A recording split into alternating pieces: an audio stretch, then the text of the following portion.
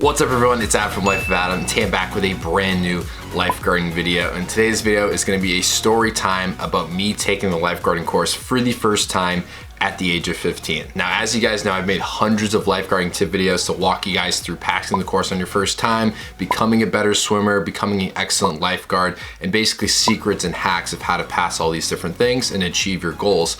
But I'm not gonna sit here and say my first ever lifeguard run was perfect. Now, I can confidently say that the last time I got recertified versus me entering the lifeguarding course for the first time, it was night and day, and I picked up on a lot of things and I've learned a lot. So I basically wanna walk you guys through that. So, fun fact, the place I got certified for the first time was actually my first job. It was at a YMCA, it was an indoor pool. And the thing about the pool was that it wasn't actually large in length. It was actually one of these smaller pools. So when I was doing the lap swim for the first time, I kind of lost track about what lap I was on because there were so many back and forth turns. I was in a very small class, I was the youngest one there, and I actually recognized a couple of people, but one was like a middle-aged woman who I actually met at a public pool because me and my sister used to like dive off the diving board for hours, and she was an excellent diver, so it was someone I did recognize, which was cool. But the average age was about like 17, 18 years old, so I was the young 15-year-old, a sophomore in high school. So there was like a 5 to 10 minute like introduction. You watch a video, you introduce yourself to everyone, and then you just go right in the water. Everyone's in their swimsuits, everyone's ready to go. Some people had goggles. I brought goggles, so I was happy that I could use them for the lap swim. And I just remember the first lap, I was trying to keep up with the person next to me. His name was Alex. He was a junior in high school, I was a sophomore, so I was like, okay, I can relate to him. So I tried to keep up with him doing front crawl, and after the first couple laps, I like thought in my head, I was like, why did I do this? I was pretty beat already. I was pretty tired, just 2 laps in. I was like, okay, I really gotta slow down my pace and do some breaststroke. So then I started doing some breaststroke. I lost track of what lap I was on. I was just swimming my heart out until the instructor said, okay, you're all set. So I was swimming, I was thinking in my head like, oh, I really wanna be a lifeguard. I really don't wanna stop and touch the wall and fail on my first try. I mean, I was a great swimmer at a young age, but I'm not the swimmer that I am now. So I did it. I finished about like 4th or 5th out of like the 10 people in my class, which was good. It was about like middle of the pack. But it was not pretty. I was just leaning on the wall after, huffing and puffing.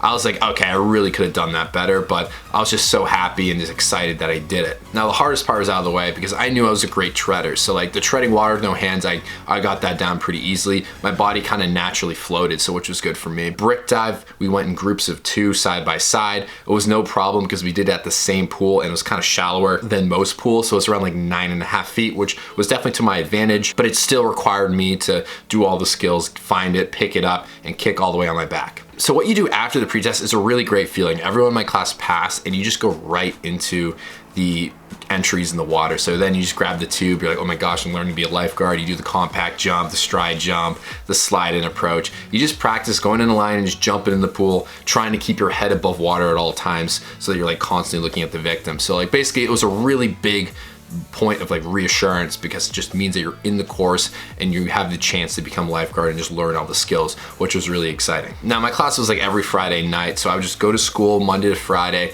and after school on Friday I would go home, take like a nap, eat some food, and then go to the pool to the lifeguarding class. And it was one of those things where it just went by so fast. Those like days that you're in the water, it's just like the time flies because you're just constantly learning, practicing, partnering up. I partnered up with that kid Alex that I mentioned earlier, who was a junior. He didn't go to my same high school, but we both had mutual friends, so we kind of bonded pretty well. He was a great swimmer. He was in swim team. I never did swim team, so it was kind of good to try and keep up with him. So during the rest of the course, I didn't really have any issues. I remember one of the rescues that took a while to get down was a deep water rescue. You use the tube to pull up the rope, and you slide the tube underneath, and you like kind of use your arms to bring them up.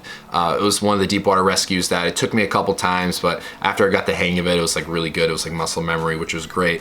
The CPR, I had good memorization skills, so that part was fine, but my best part was the final exam. I really studied, like I made flashcards. I was really determined to make sure when I took this exam, I wanted to pass on my first try. I remember I was the last one in my class to finish, And I also got one of the highest grades, which was great.